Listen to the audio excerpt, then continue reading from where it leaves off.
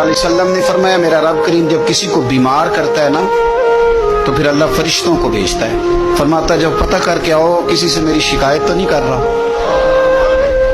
تو فرشتے جا کے عرض کرتے ہیں مالک اس کے پاس تو جو بھی آیا نا اس نے یہی کہا کہ الحمدللہ جس حال میں اللہ نے رکھا ہے میں راضی ہوں۔ اس نے تیری شکایت نہیں کی، اس نے تیری رضا پہ اس بیماری کو تیری طرف سے آزمائش سمجھ کے قبول کیا۔ میرے نبی کریم علیہ الصلوۃ والسلام فرمانے لگے، رب فرماتا ہے فرشتوں گواہ ہو جاؤ، اگر میں اسے اس بیماری سے شفا دوں گا تو جو اس کے پاس خون ہے اس سے بہتر خون اسے عطا کروں گا، اور جو اس کے پاس گوشت ہے اس سے بہتر اسے گوشت عطا کروں گا،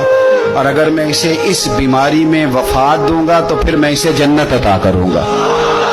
اگر شفا دوں گا تو بہترین شفا دوں گا، اور اگر وفات دوں گا تو پھر جنت دوں گا۔